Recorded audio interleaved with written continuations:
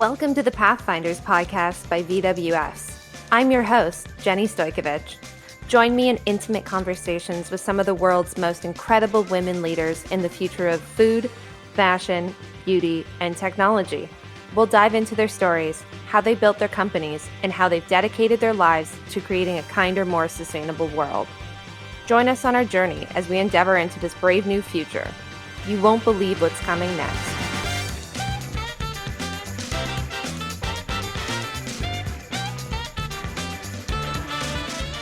Hello, everybody. It is Jenny Stojkovic. I'm here with another episode of the Pathfinders Podcast. Today is going to be a super cool day because we have Riana Lynn, who is joining. She is the founder and CEO of Journey Foods. Hello, Riana. How are you?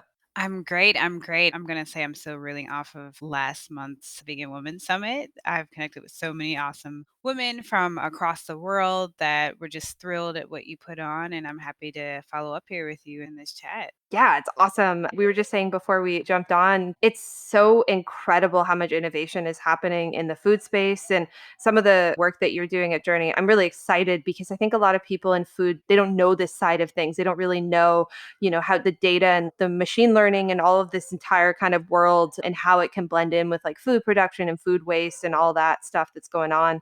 Yes, I have been in the food industry for a little over a decade now as both a technologist, as a scientist, and for most of the market, people forget about that sort of complex middle side. We really think sometimes about the farm and the farm to table and agricultural inputs, and then we think about restaurants and delivery, e-commerce, and at the end of the consumer side. And for us, we're a big chunk of the innovation and the manufacturing goes, and where a lot of the cost ends up for most companies is right where Journey is dealing. And we want to make that part of the food value chain a little sexier and give more transparency into the complexities and the problems that exist, but also make it a lot easier for brands to just focus on what they do best, and that's market and think and ideate and worry less about all of the regulations and the roadblocks that makes products good, right? Or at least get us to a better stream of making products better for consumers. And happy to chat about why we started this, why we went into it for Journey, why it's going to be so exciting in 2021 and in coming years. So I just want to warn everybody now, there's going to be a lot of journey puns throughout this conversation. I can just like feel it now. So before we get into more of the nuances of what you're building and what your vision is for the future food system, I'd love to take it back a few steps and really kind of understand your journey. So I start these conversations at the very, very beginning. I'd love to know a little bit about where you were born, where you grew up. I know you're now down in the South in Texas, but you started up in a little bit of the northern area in the US. And so, what was life like growing up in Illinois? Yeah, I grew up, so more background before that, most of my family migrated, some immigrated from the southern part of the states. My grandparents migrated from Virginia, Alabama, Georgia to the Chicagoland area in the 60s, actually between the 30s and 60s when, it was where Black folks were like leaving farm and bigger land opportunities and trying to find jobs. And I grew up in Evanston, Illinois, just right outside of Chicago. I love to see our little town on like best suburbs to grow up or live in across the country. And one of the reasons why I loved growing up there is because it's right on the water, but we really have such a progressive community, about 80,000 folks.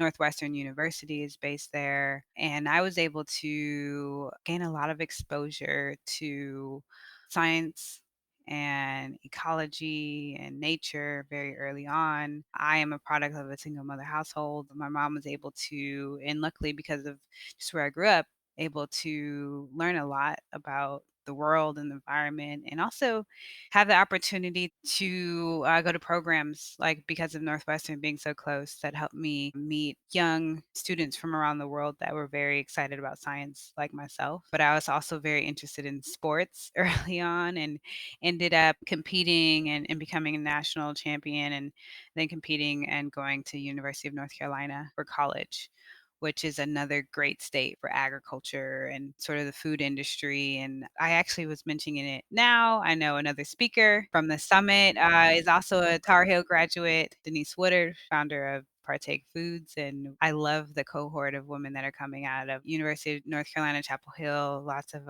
female food founders from there. And so that's the early story, but lots of lessons early on with family and entrepreneurship, but also I set out to solve some early issues around chronic disease because I was seeing it in my family. And that was why I decided to become at least what I thought was my pathway to becoming a scientist when I started college. So, did the whole family make it up from the South, or did you kinda split time in between the 2? I still have a lot of family in Alabama and Georgia. Very proud of the Georgia family this week after flipping the Senate and all the things that we did to turn the state, kind of blue over the past couple months. But I was able to sort of goes back sometimes in the summers, learn more about how my grandparents grew up farming. I joke with my grandmother a lot, and I'm very grateful to still have grandmothers to talk to, which are both two very big inspirations in two different ways, but somewhat similar. They've helped me get into food. One grandmother grew up growing persimmons and watermelons on a farm in Alabama, and she was able to create gardens in her backyard that I learned from early on. Another grandmother of mine adopted, made her way up to Chicago, became one of the earliest yoga instructors, Black yogis in the country, teaches all over the world. She's 88 years old. She's been vegan for decades. And so I was probably the only kid I knew, especially Black kid, growing up with a grandmother like that. So she exposed me very early as well to sort of the ills of the food industry, hormones, and all of those things that she was learning. But my grandmothers just instilled this interesting sense of food and community and food and wellness for me, not only the practice of it outside and gardening, but also the practice of it when it comes to yourself as a temple. And I was really proud of the sacrifices that they made, especially in the 60s, to come up north and find ways to establish, a future there. And now it's sort of the tables turned. I'm trying to get them back down south and move to Texas as I see the future of the country really being in places like Austin and Atlanta and Miami and as things shift. But yes, it's such an interesting journey early on discovering myself in this industry naturally. That's so incredible that you had, like, just not only being, like, a Black yogi, I just gotta go to the yoga thing, but that was rare at the time, but also, like, yoga at the time, that she must have been, really kind of, like, on the forefront. That's back when you had to, like, really, like, go over, overseas and, like, Mhm, go find mhm. the places. It was not everywhere. It was not ubiquitous like today. No, I agree with you. She still tells me stories of going up to Montreal and Bahamas and India to really learn and set out on those treks of becoming, a teacher. And she was very early on involved with communities that, unfortunately have had their struggle in recent years with sort of the uprising of women that are speaking their truth and their experiences with misogyny in the industry as it was growing and becoming mainstream. She's very closely connected to that community and those stories. And so it's interesting now to just hear how everything's evolving. But I'm so grateful to have generations of people before me alive to just share these stories of how they became vegetarian or vegan or, carried gardening from Alabama to Evanston, Illinois. It's something where every day as I wake up and think about how I want to change and leave my mark. I've gotta say, first off, all these conversations we have, there's always, like, mother, grandmother, there's always these women have these powerful women that came before them. You always feel like you're on the shoulders of these other women before you, and it sounds like you were really raised by a lot of women. Yes, I mean, I don't want to forget about my father and my grandfather that, my dad, entrepreneur, who showed me that you could sort of create this path, of course, in something and be really creative at it and very quantitative, my father, and that's helped me, especially in going in a journey. And then my father's father, he passed a few years ago, but he was actually in his retired life. He lived until he was 97, sold organic, like local meat, organic fruit, had a distribution company. And I learned how to hunt and all these things from him, just trying to dive in. Like he retired back to Virginia and I went to school in North Carolina. I would drive up 3 hours through the mountains to Blue Ridge and go visit him when he was, late 80s, and I learned a lot about local meat systems. And what was interesting too is that his mother was white, and I had a lot of Republican family members that I started to meet down in that part of Western Virginia. And that life was totally different. I did not respect before college, like hunting and sort of sustaining your family on those local food systems. And I grew a different respect, not only because of the sustainability of the meat compared to what we are used to, especially growing up in a major city like right outside Chicago. And so I would say all of my grandparents have really big impact on the way that I look at food. And my parents really helped set the groundwork for me in entrepreneurship and research. And my mom put a lot of work into making sure that I was exposed early on to science and math. And that still sticks with me today, in journey and building out what we hope to be one of the world's best data companies for food. And yeah, what interesting shoulders to stand on. Yeah, absolutely. Because, on one hand, you've got this very creative side of like the health and wellness coming from one angle, but then you also have like actual, like the process, the food chain, like how things actually get to your plate. That's a really special combination because those are the nuances that I sometimes feel like when we have these conversations with folks, they really come from one side and they have trouble seeing that other side, or vice versa, particularly in the plant based space. Just kind of understanding how other communities that are not in these urban environments where they get their food and how they think of food and what sustainability means to them, it's very different than what it means to you in San Francisco or in Chicago or Portland or whatever it might be. No, that's interesting you put it that way. When I was able to first travel outside of the country or travel to the coast or even talk to family members in Alabama, like they didn't know what mangoes were, right? And they had never seen like fresh fruit stands. And our idea of fresh fruit is like getting it from a dole in the can, right? If you had something tropical, it was like a tropical fruit cup, and that was exciting. And when I started going to Mexico, and then by the time I started going to West Africa, and you see people that are, what we define as impoverished, having this abundance of fresh food and understanding sustainability in a different way, it just blew my mind to think about. And this inspires me when I tackle and my team tries to tackle packaged food journey, is knowing that there's so many different ways to live that have kept communities thriving more naturally. And I get goosebumps sometimes thinking about even the 18 years that I spent with even some exposure to, upward mobility with the town that I grew up in, not knowing like really what fresh food was or having a different concept of sustainability than like someone my peer that grew up in California, for example. Do you remember the first time you ever really saw, other than, the gardens and stuff growing up with your grandmother, but the first time you were in one of those countries and you like saw like the food being harvested? I remember myself, I was in Peru and we got to pull some yucca like out of the ground ourselves, and it is hard. I had no understanding how much you have to like wedge yourself just to get one single one out. It is just crazy. I had no understanding of, I see them at the store for sale, Mhm. but I'd never seen where it came from. Right. No, I think there were a couple times when it just blew my mind. I think I took a soccer trip in maybe I was 16 to Hawaii, and they took us for a couple of days after the tournament ended to a pineapple farm. And the smell of it, the clouds coming over the volcanoes and then like rolling up to the pineapple farm and the pineapple maze, and just seeing how they grew and just feeling that energy and that nature and like the diversity of the plants and the colors. I was blown away. I think there was no turning back. It's one thing, as you said, for my grandmother to grow beets, which I still think is magical, like in our backyard in Chicago, beets and all these herbs and garlic and things. But to see something like pineapple or agave plant or a tuna, which also is known as like a prickly pear, to grow in its natural state, like in an abundant field in a country or on the roadside, is just like life changing. Yeah, I went to a pineapple farm last year,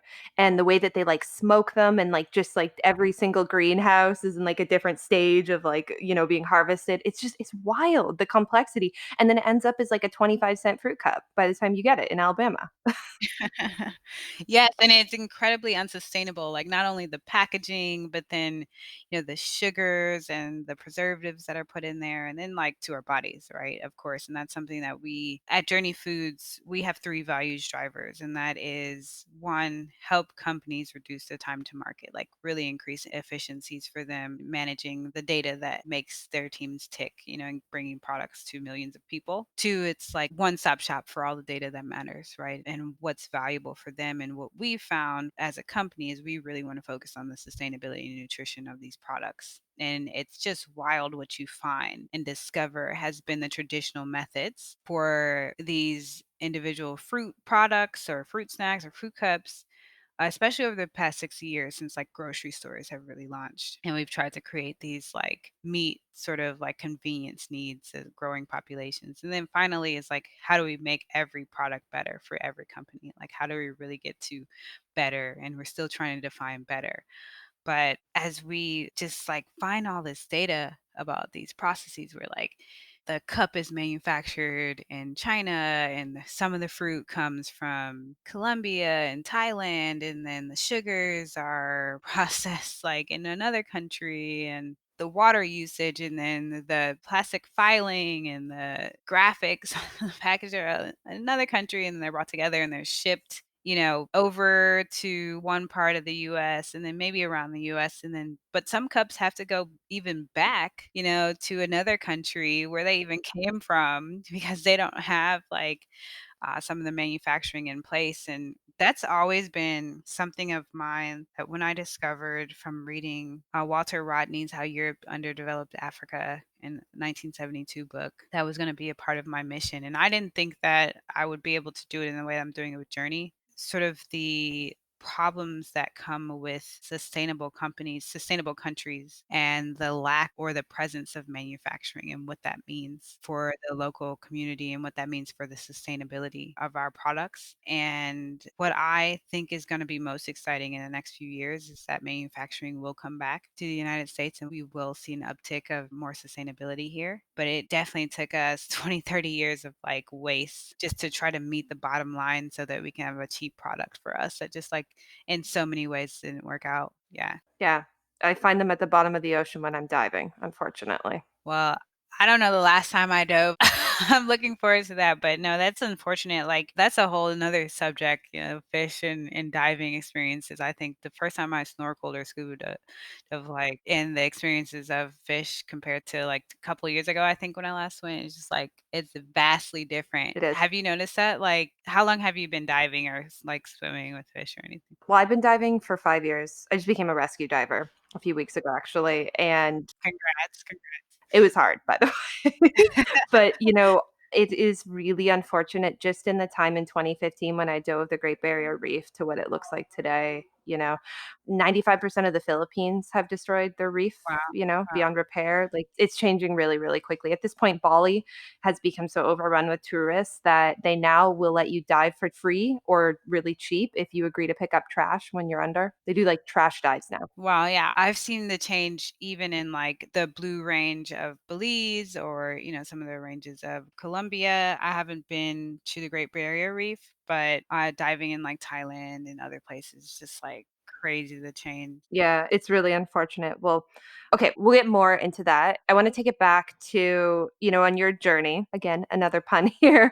You made it to UNC, where I want to make a note here that there is so much food coming out of UNC right now. It's ridiculous. I mean, Raleigh, I think, has got the biotech that's coming out of that area is crazy. What is the magic going on there? What magic did it bestow upon you?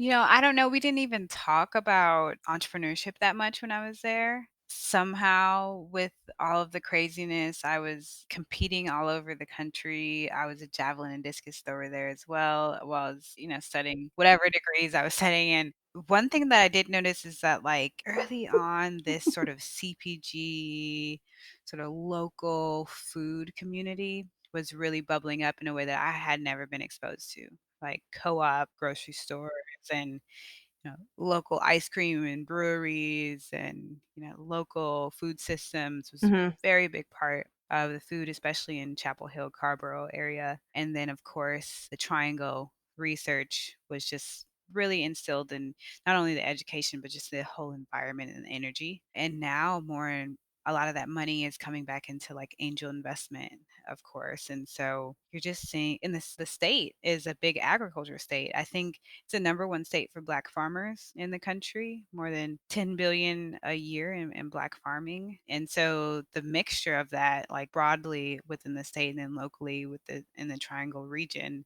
has really spun up some interesting entrepreneurship and research. That's interesting. The black farmer, I mean, that's a rarity. The statistics on that have to be pretty wild, right?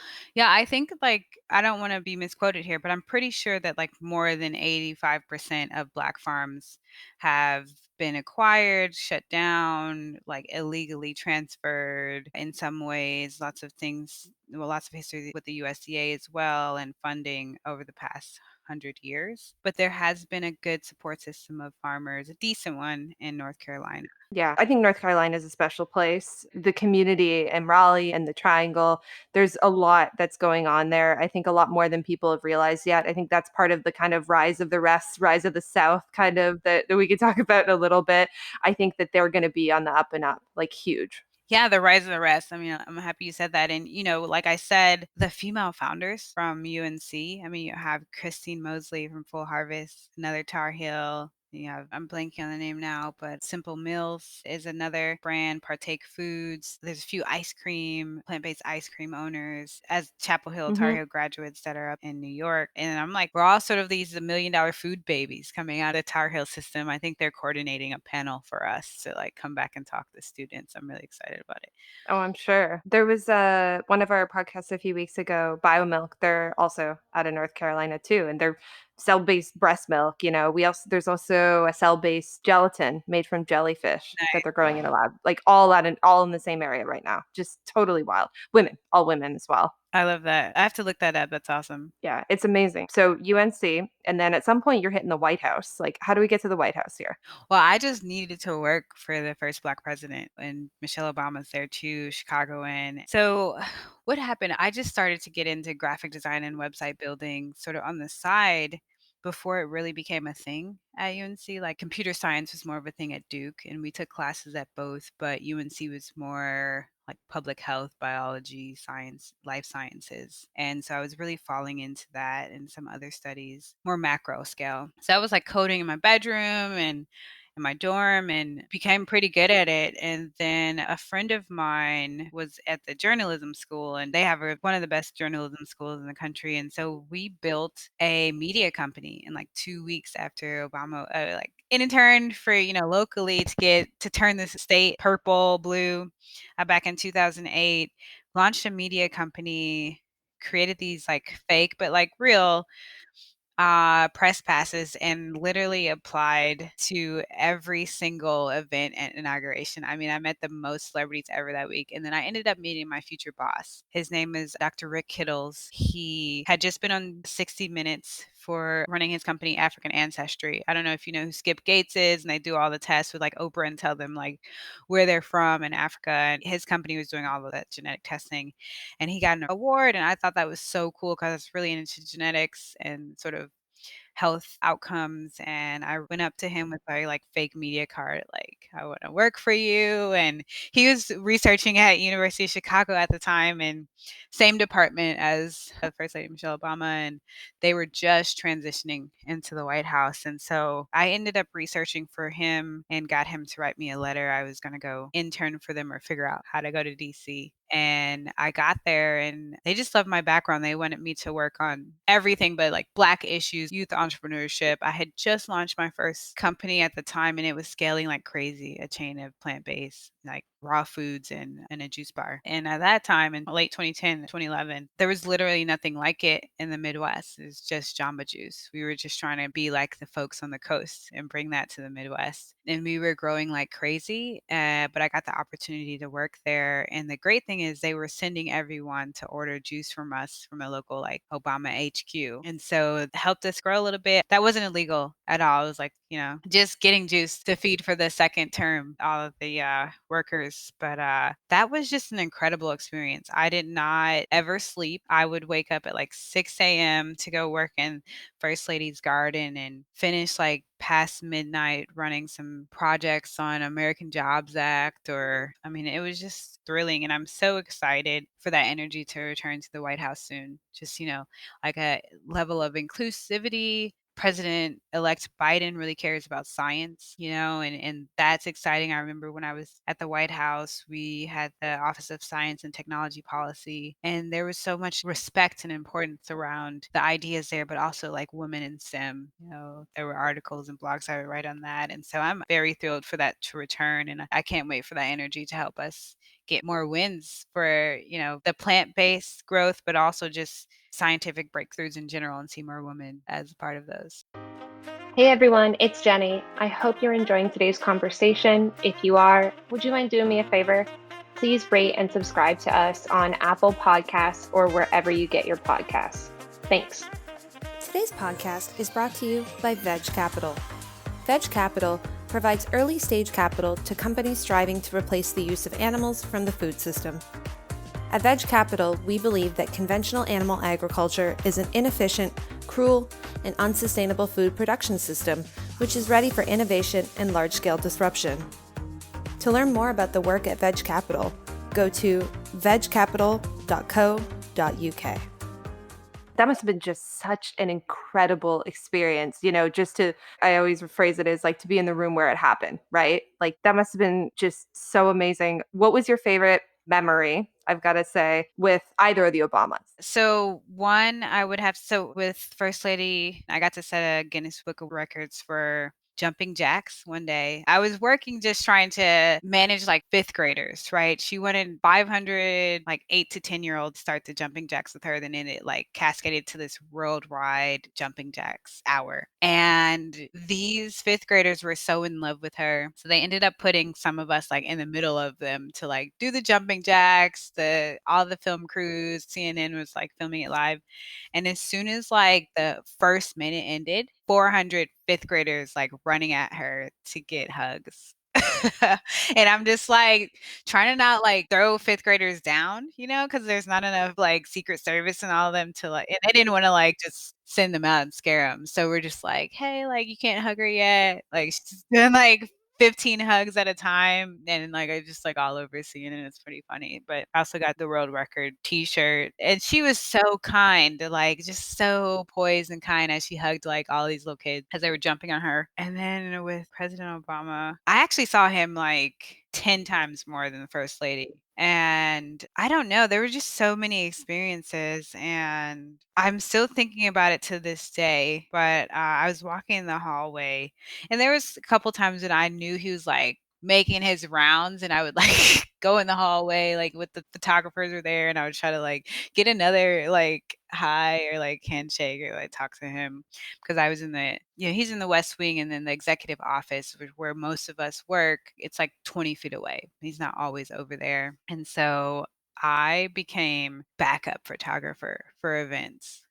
Like we were having so many events every single day with the Office of Public Engagement, where there were like CEOs and nonprofit leaders and just everyone coming in every single day. And someone was just like, we don't have enough pictures for all of our blogs and events. And I literally never had lunch. I tried to go to every event just taking pictures of them. So I think it was just that experience of like being, and I have some White House archives where I'm like credited for the pictures of him. And I think that's something that like I'll never forget. And I'm so grateful that I got the opportunity to jump into that. So were you using like an actual SLR, or was this just like iPhone? Yes, yes, I had to like learn it like within 2 days, and they're just like sending me to events because there are only really two main White House photographers that traveled all the time, and they can't work everywhere. Makes And sense. he's just in and out. He'll come speak for like 2 minutes, pop out. So yeah, that was my experiences, and I hope that the many young folks can have something like that with Biden and Vice President Harris in the coming months and years. It's just magical to think back on. You know, A part of me feels like this whole exodus remote work phenomenon where so many people are in flux. And I think we all know that SF and New York and a few of those hotspots are going to look very different when the dust settles. It almost feels like it's striking at the exact right time for the brain gain to go back to DC. I don't know. It's just, I think there's gonna be more Zoom calls, like with the presidential posters in the background. But we'll probably have like inauguration on Zoom if things are continue how they did this week. But for me, what I'm grateful about is that I chose a city and we have investors down in Texas that just really encompasses the quality of life that you want, right? Like nature, outdoors, CPG industry here is great. People really care about sustainability and local sustainable food systems. And in DC, you even have that a little bit of that too. And it's just a great city for young folks, When I was there, like the outdoors, the parks, the museums, the farmers markets, the urban farming. It's a very diverse city, and I hope that that energy can come back. But who knows with some of the Zoom interest now, and people just want like space. I do, however, think that you'll see folks leaving, yes, San Francisco, New York to spend more time in like a DMV area. All right. So I want to get into like where the future of this is going, especially for food tech. But let's get you from, so you're in DC. Now you're the founder of Journey Foods. What was that path, kind of maybe a little bit quickly, what that looked like for you? Yeah, so I went and launched a software company right after that in the juice bars just to work on some issues we were dealing with, and got the attention of Google, then spent a couple of years at Google after some acquisitions, and learned more and more about Silicon Valley and the way to build a company and pitch a company and build technology stacks that can scale very fast to solve problems, and why data matters. And so I was spending a lot of time in the Bay between 2015 and 2017. And then I was able to meet the Don Thompson, the former CEO of McDonald's. He had just finished his contract with McDonald's, joined the board of Beyond Meat, and he wanted to scale out an investment firm, one of the biggest investment firms for food in the country. And it will be,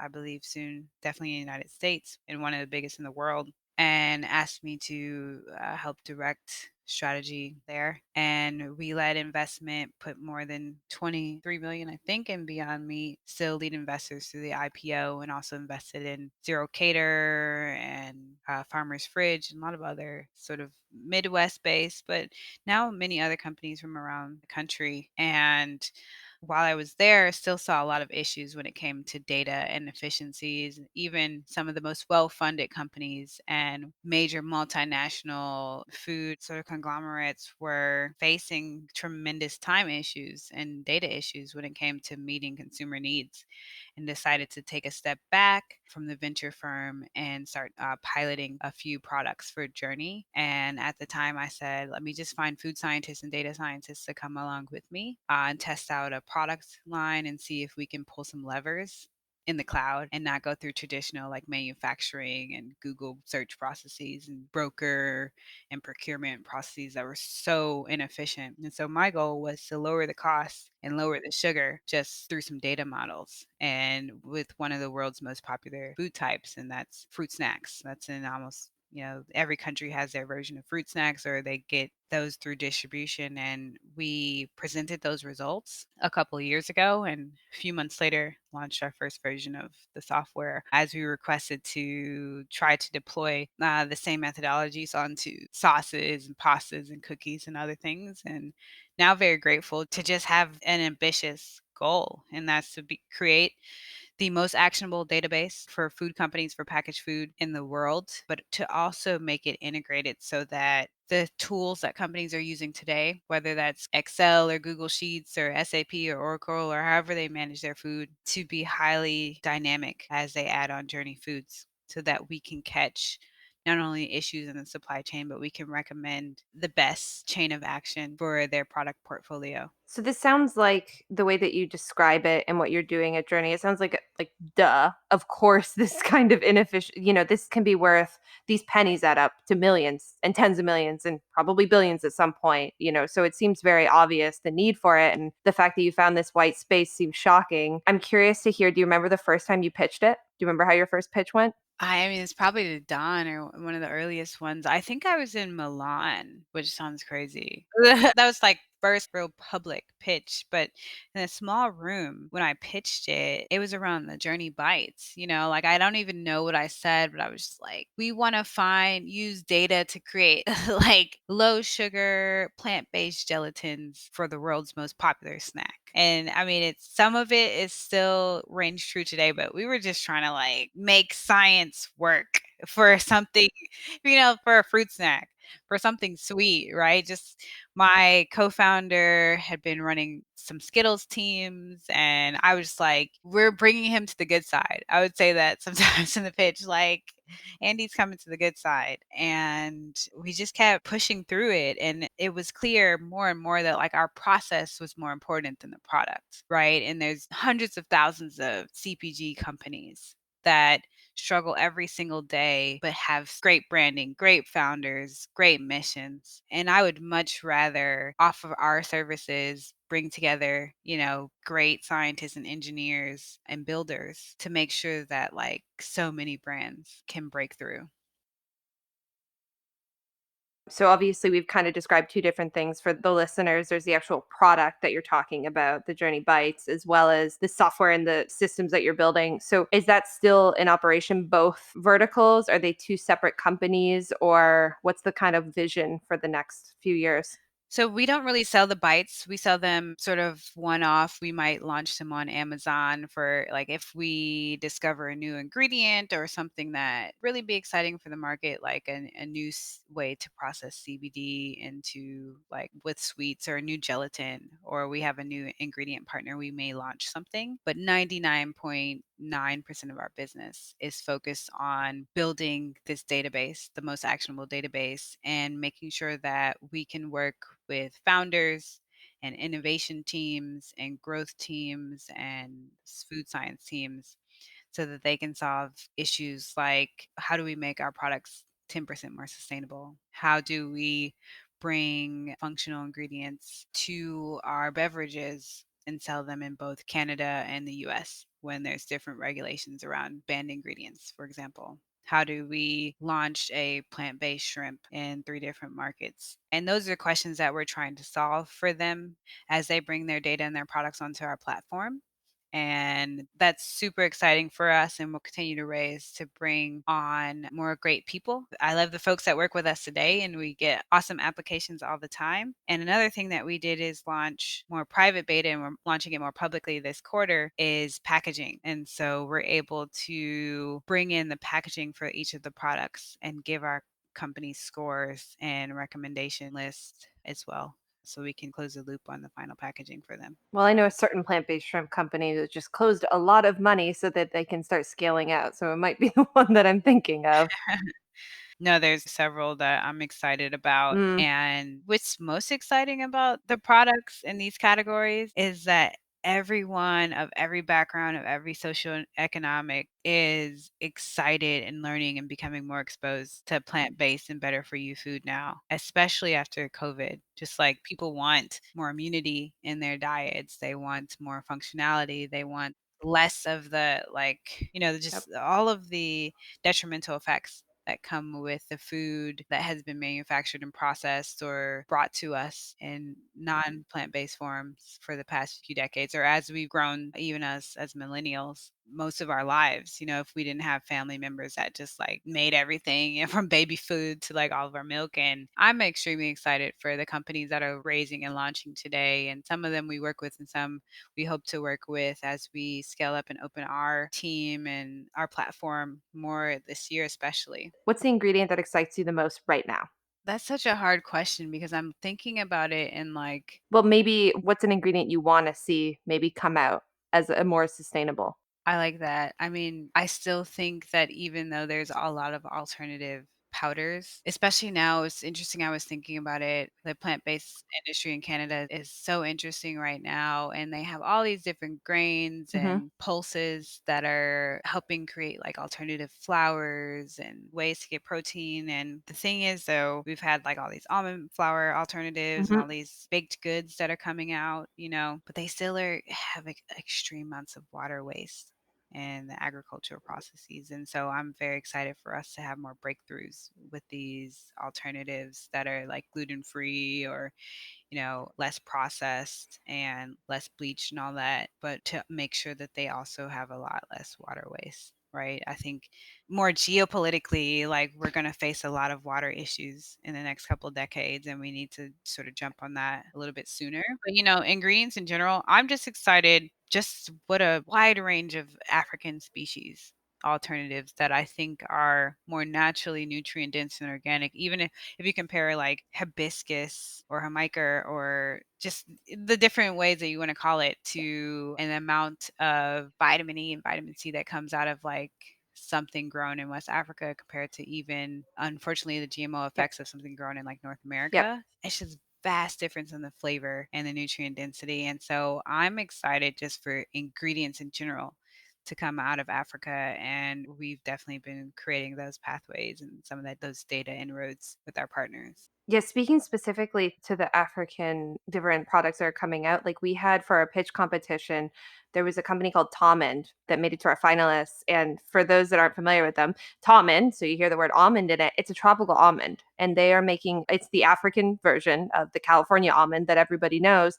And it's something crazy like 80 or 90% less water intensive to grow. And you can make almond milk and almond powder and all these same things out of it. It's just grown over in Ghana instead of, the highways off of like the Bay Area. And so I think that this totally new world of food that we can uncover. There's so many plant proteins out there that we have no idea what they can do. In Canada, they're doing the same thing, right? They're starting to uncover all these different proteins that we weren't using. Fava's getting really popular up there. That's an old food. That's not a new food. We just, basically in North America, we weren't using it. I mean, a lot of North American culture is based off of the same few proteins. Right. There's 4 beans at the store in a can, but how many more are actually out there in the world? So many more. And I love also what will be the growth of Native American and indigenous foods Mhm. in our diet. And, there's a lot that we can scale up on the agricultural side. So we just got to keep talking about it and it's going to happen Yeah, and keep absolutely. having folks like you bringing these communities together and building great amplification of it. Yeah, it's a big world out there and we're putting the pieces together. So this is a question that I ask all of our founders. I'm just going to put it out there. What do you think was the biggest mistake you've made as a founder so far? And what did you learn from it? I think for me, it's always been like technical debt, right? The money, spending money. Like, I think about entrepreneurship and scaling 20, 30 years ago, like, we weren't even raising venture capital. And I always go back and forth on like if it's skewing our ability to create really ROI, very efficient companies. And when I spend time with entrepreneurs from like Arkansas, because we spent a lot of time working on some Walmart projects beginning of 2020, or spend time in Canada because we're incorporated in Canada now and doing a lot in the Canadian market. And they are just like the money that they raise and the money that the flips that they do is just so different than how we're raising money here in the US. It's almost like funny money, I think, sometimes get to IPO. And so I would tell people that, like, don't be discouraged if you're not on the list for raising millions and millions of dollars from some venture capitalists. There's so much impact and so much revenue and so much product that you can drive from alternative methods. And I always think about my ROI and spend early on trying to scale faster than we had product market fit. And so money can skew that. And so be smart about how you spend the money and spend it slower than you want or project. I think that's been a theme a few times throughout this conversation, right? It's just the way that we've really driven food tech so far has kind of been out of the valley. We've taken a tech approach. As you mentioned, venture capital. Venture capital wasn't really of any real significance until the 70s. It was invented because people in New York wanted to get their hands into what they were building at Stanford, right? And so companies existed a long time before venture capitalists came along, and they're going to exist a long time after. And so I really think that food tech has tried to copy the tech industry in a lot of ways, and Exactly. a lot of those companies are all in California or in the Bay Area in particular. But I think that rise of the rest, especially some of these like your Austins, your North Carolinas, I mean, even like Atlanta, as Pinky over there is creating like the slutty vegan empire.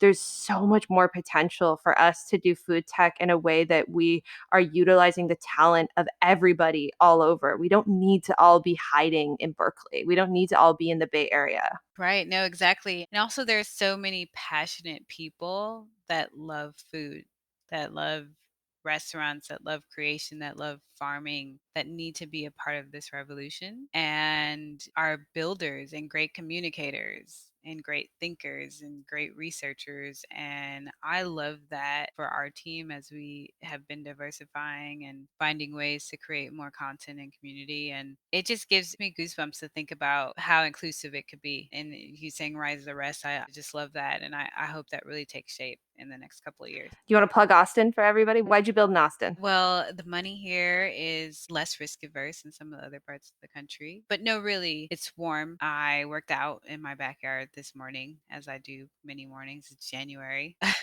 There's a wonderful CPG scene here. I can go hiking on the weekends and watch sunsets. Just like you have a lot of the like Bay Area energy, but you get the full like the Texas space and just, builders here as well. And there's good food here, good local food. You get a lot of energy too from Mexico. And that's one of my favorite places, Mexico City. All of over Mexico. I grew up like in high school, college, went there a lot. And so I love that energy and Mexican culture as well and food. And I do believe that Silicon Valley is now spreading its wings around the rest of the country. And it's exciting to get talent, but also some of these bigger companies that want to support folks like me, like Google. If, for example, we're built on the Google stack and supporting me as a founder. And so I just want to build a company in a place where people can have joy while they're working and when they're not working and live just a quality life. I think that we need to call Steve Adler's office. That's the mayor of Austin, everybody, and just, give them the quote like Bay Area energy, Texas space.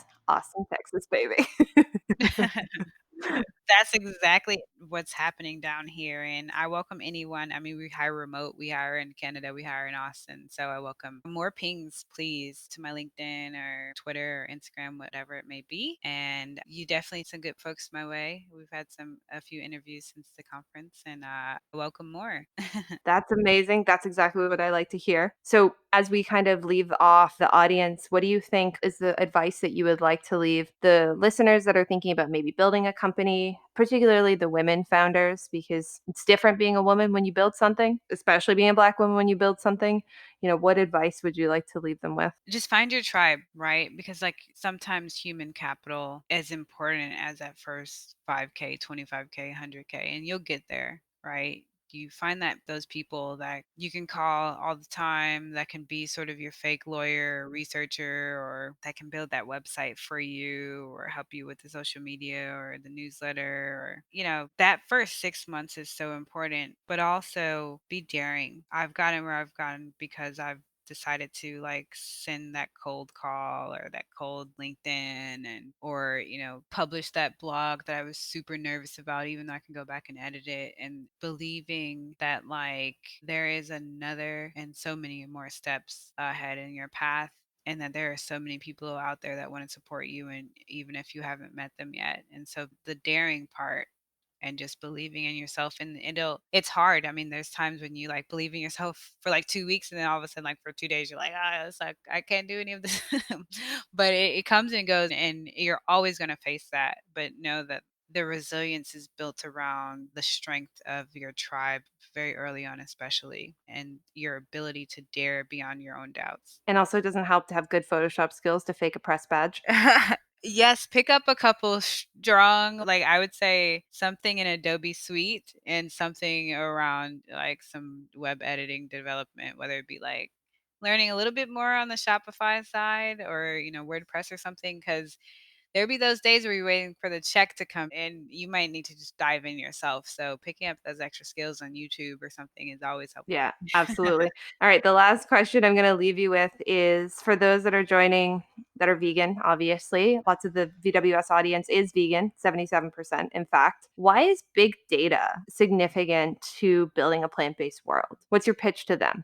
I believe veganism is a very, very huge part of the future in every community, but still overwhelmingly the food that we have created and manufactured today is not fully plant-based. And in order to meet the needs of billions of people, with especially 10 main companies running most of the food brands and 90% of the product around the world, we're going to need to accelerate, and undo 40 years of industrial change in our food systems. And so data is more important than ever so that we can reverse a lot of that. All right, well said. Well, Rihanna, I mean, soccer star, javelin thrower. We didn't even touch on Google. We just like that Google got like a one sentence appearance on today's conversation. Serial entrepreneur, what photographer? I don't know what we missed here, but I imagine that there will be a few more that come down the pipeline in the next few years. We'll see what else you build. It's been incredible chatting with you today. And I really thank you for taking the time to speak to our audience. And I look forward to catching up Thank you. on what you guys got going on. And heading to Austin, of course. I'm in Mexico right now, your other favorite place, and then Austin. Oh, wow. Yeah, come up here. I have 3 team members moving here in the next month. So come hang out with us. I will get some good food here. I'll take you to some of the newer plant-based spaces out here, outside, of course. But Jennifer, thank you so much for the chat and launching off 2021 with these great questions. And of course, I know you said I'm like all these Jane of all trades. Not all of them were that great, but I kept pushing forward. And for me, I tell people that like I will always be a lifetime food activist. And in whatever way I create that wheel and spin that wheel, I hope to continually be a part of this community. So thank you so much, and we'll chat soon. Thank you so much. Thanks for joining us for today's Pathfinders podcast. I hope you'll rate and subscribe to follow more conversations like today. If you want to learn more about how to get involved with VWS, please check out veganwomensummit.com or follow us on Facebook, LinkedIn, or Instagram with @VeganWomenSummit and on Twitter with @VegWomenSummit. Don't worry, you can find the links in the show notes. We're building a global community of women dedicated to creating a kinder, more sustainable world. Powered by CEOs, investors, celebrities, Olympians, and more, our events and media platform reaches thousands of women every day across 6 continents. We'd love your support. You can reach out to sponsor this podcast and more at veganwomensummit.com/sponsors. See you next time.